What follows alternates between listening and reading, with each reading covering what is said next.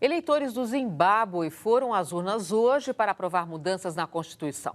O país do Sudeste africano é coordenado há mais de 3 décadas por Robert Mugabe, de 89 anos. O resultado será anunciado em 5 dias.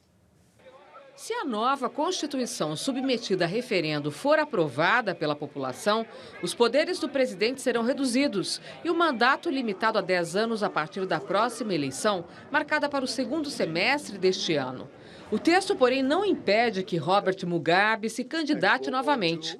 O cargo de primeiro-ministro, hoje ocupado por um opositor do presidente, será extinto. Durante a votação, houve registro de violência. Homens armados sequestraram um dirigente do partido MDC, Movimento pela Mudança Democrática, do primeiro-ministro Morgan Tsvangirai. O Zimbábue, antiga Rodésia, uma ex-colônia britânica, está nas mãos de Mugabe desde 1980. Ele é acusado de reprimir a oposição e enfraquecer as instituições do Estado. A economia do país, de 12 milhões de habitantes, encolheu 40% entre 2000 e 2010 e cerca de 80% da população está desempregada. O assunto continua sendo África. De agosto a novembro de 2011, o jornalista Alex Fisberg viajou pelo leste da África. Passou por países como Egito, Etiópia, Quênia, Uganda e Ruanda. Dessa experiência surgiu o livro Mochila Social, um olhar sobre desenvolvimento social e pobreza no leste da África, que acaba de ser lançado aqui em São Paulo. O jornalista é o convidado de hoje do Jornal da Cultura. Boa noite, Alex. Boa noite. Quer dizer, a África foi a última parada sua de uma viagem um pouco maior. Isso. E sugeriu esse livro para você. Qual foi sua proposta com esse livro? Bom, eu já trabalhava no Brasil, né, com desenvolvimento social e pobreza em algumas organizações. Decidi fazer uma viagem para aprender o que existe fora do país. Então, fui primeiro para a Índia por 6 meses, depois para o Oriente Médio por 6 meses e decidi, então, que era importante ter uma experiência sobre África, não um país só. Então, eu desenhei o projeto Mochila Social para que eu pudesse ter diferentes perspectivas de países diferentes da África. E o que exatamente você quer compartilhar com as pessoas nessa sua experiência na África?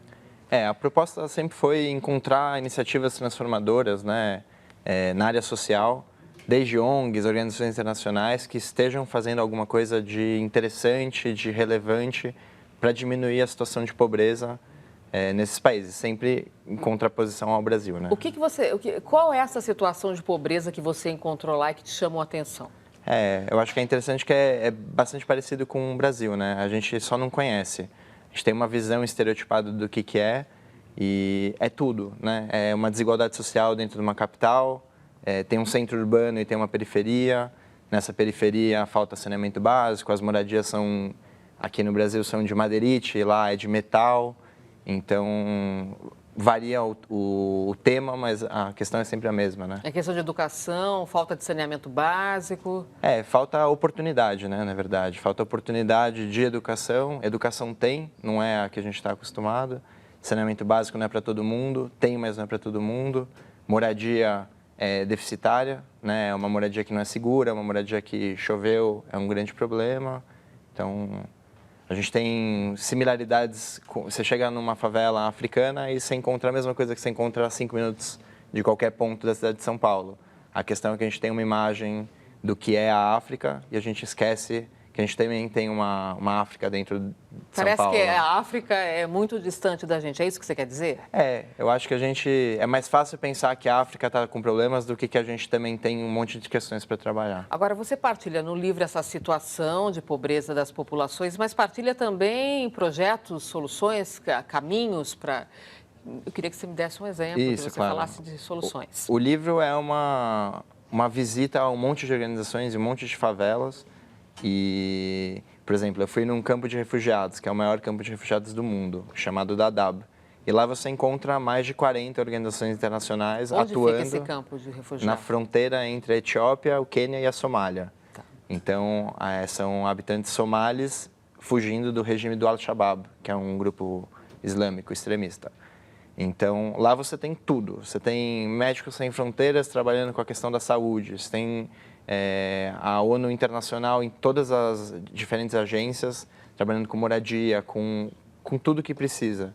Então você vê que é um complexo, um monte de atividades no mesmo espaço e mesmo assim, um lugar que foi projetado para 80 mil pessoas, hoje tem mais de quase meio milhão de pessoas vivendo numa situação caótica. Bom, você quis partilhar a sua experiência e aí questiona ali num determinado momento do livro como construir uma sociedade mais consciente de seu entorno. Como construir essa sociedade que olhe para os lados, que não olhe só para si? Eu acho que é mais fácil para mim foi mais fácil chegar até a África para enxergar a minha própria realidade, o contexto no qual eu estou inserido e conseguir então enxergar o meu entorno. Enxergar o que dá para ser feito, que tipo de experiência eu tenho ou eu consigo articular para resolver problemas que são simples, que a gente já tem a solução, né? Saneamento básico, eu tenho água encanada na minha casa e meu vizinho de 5 minutos não tem. Então, assim, já dá para ser feito. O interessante é a gente conseguir olhar, enxergar e conseguir fazer acontecer. Alex, parabéns e obrigada por sua presença no Jornal da Cultura. Obrigado. Uma boa noite para você. Obrigado, boa noite. E o governo do estado inaugura a 8ª Fábrica de Cultura na capital, um projeto em parceria com o Banco Interamericano de Desenvolvimento para educar e formar jovens em várias expressões artísticas. A nova fábrica de cultura começou a funcionar no bairro do Jaçanã, região norte de São Paulo. São mais de 4.000 metros quadrados de área construída em vários pavimentos, que vão abrigar 20 salas de aula, biblioteca e teatro. Estão à disposição cursos de teatro, dança, música, circo, literatura, artes visuais, fotografia e vídeo para crianças e jovens de 8 a 21 anos. Estimulem as crianças, os jovens a frequentarem aqui a Fábrica de Cultura. Ela é de vocês, vamos cuidar aqui com muito carinho. Nós vamos poder ter 650 alunos fazendo aqui o curso gratuitamente. As inscrições começam amanhã. Os cursos serão iniciados no dia 2 de abril. Os locais das fábricas de cultura são escolhidos segundo o Índice de Vulnerabilidade Juvenil da Fundação SEAD, que avalia indicadores como frequência escolar, gravidez na adolescência e violência entre jovens. Ainda no primeiro semestre, mais 2 fábricas devem ser inauguradas. Na Vila Brasilândia, também na Zona Norte, e em Cidade Tiradentes, na região leste, completando 10 unidades em São Paulo. E amanhã, domingo, é dia de Repórter Eco aqui na TV Cultura. O programa vai mostrar por que a ONU escolheu 2013 para ser o Ano Internacional de Cooperação pela Água. A ideia das Nações Unidas é estimular uma nova atitude no consumo e na conservação deste recurso essencial à vida de todos nós. Cientistas alertam para o desaparecimento acelerado dos recifes de corais, ambientes naturais que abrigam 1/4 de todas as espécies marinhas conhecidas. O Brasil está entre os 10 maiores produtores de arroz do mundo, mas parte do produto vai parar no lixo. Alunos de uma escola técnica da região metropolitana de São Paulo criam um processo para reaproveitar a casca do grão. O Repórter Eco é amanhã, domingo, às 5h30 da tarde. Eu espero você. Até lá! Daqui a pouco, Neymar, inspirado, dá mais uma vitória ao Santos. E veja também, Memorial da América Latina em São Paulo amplia as atrações para conquistar novos visitantes.